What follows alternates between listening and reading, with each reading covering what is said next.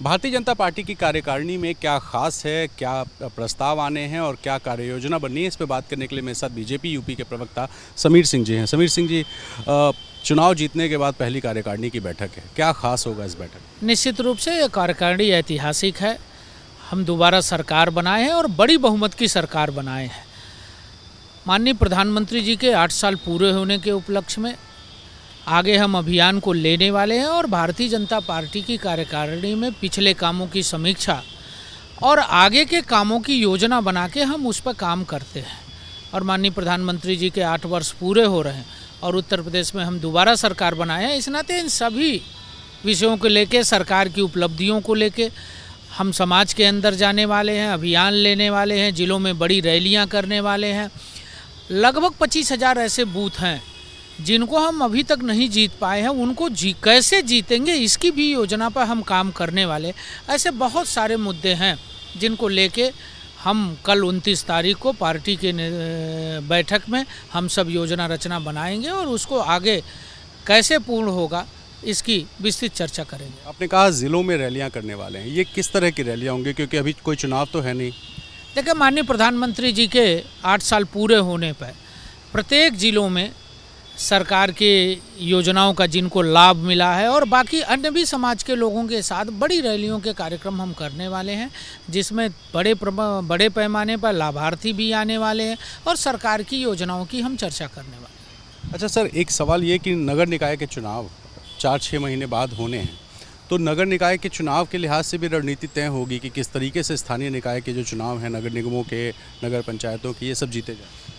निश्चित रूप से हम उस पर काम कर रहे हैं। अभी परिसीमन की और आरक्षण की कार्रवाई प्रारंभ हो रही है, उसको भी हम देख रहे हैं और आगे चल के जब भी चुनाव होगा, पहले भी हम नगर निगम और नगर निकायों को बड़े पैमाने पर जीतते रहे हैं, हमारा आधार रहा और आगे भी हम योजना बना के इसको बड़े बहुमत के साथ जीतेंगे। एक सवाल ये कि लोगों के मन में एक सवाल है, हालांकि शायद आप उसका जवाब नहीं देंगे, प्रदेश अध्यक्ष भी बदले जाने हैं क्योंकि प्रदेश अध्यक्ष मौजूदा जो है वो मंत्री बन गए हैं।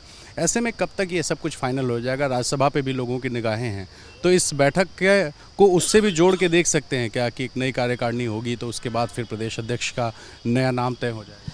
नहीं, देखिए, कार्यकारिणी अलग है और प्रदेश अध्यक्ष का निर्णय अलग है। हमारे यहाँ कार्यकर्ता आधारित निर्णय होते हैं और हर कार्यकर्ता को काम, हम सब जो कार्यकर्ता काम कर रहे हैं उन्हीं कार्यकर्ताओं में से कोई प्रदेश अध्यक्ष बनेगा। आप देखिए, माननीय स्वतंत्र जी भी पहले जनरल सेक्रेटरी रहे हैं, लंबे समय तक सेक्रेटरी रहे हैं और काम किया है उन्होंने, उसके आधार पर निर्णय होता है। हमारे यहाँ माननीय केशव मौर्य जी इसके पहले रहे।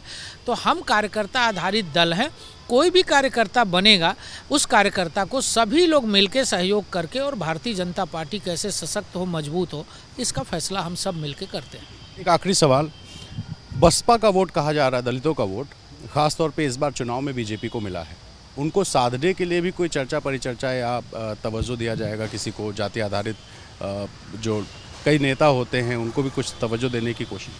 देखिए, राजनीति के अंदर जाति को भुलाया नहीं जा सकता, लेकिन मैं इतना ज़रूर कहूँगा कि 2014 के बाद माननीय मोदी जी के प्रधानमंत्री बनने के बाद उत्तर प्रदेश के अंदर जाति की सीमा टूटी है।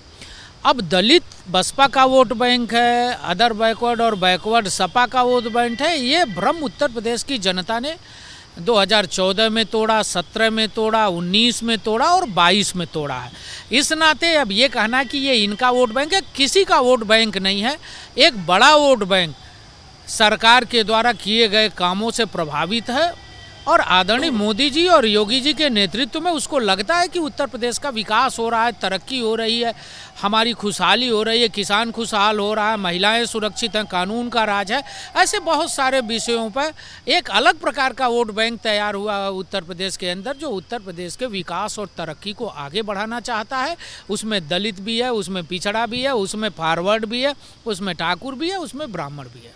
बहुत शुक्रिया। तो समीर सिंह साहब को सुन रहे थे, जिन्होंने बताया कि सरकार की योजनाओं के लाभार्थियों के साथ साथ जो आम लोग हैं उनको पार्टी से किस तरीके से जोड़ा जाए और ऐसे 25,000 बूथ, जिन बूथों पर पार्टी अभी तक अच्छा प्रदर्शन या अपेक्षित प्रदर्शन नहीं कर पाई है, उन बूथों पर कैसे पार्टी का प्रदर्शन बेहतर हो, इन सारी चीज़ों को लेकर के कार्यकारिणी में चर्चा होगी। कैमरा पर्सन राजेश पांडे के साथ रणवीर, एबीपी न्यूज़, लखनऊ।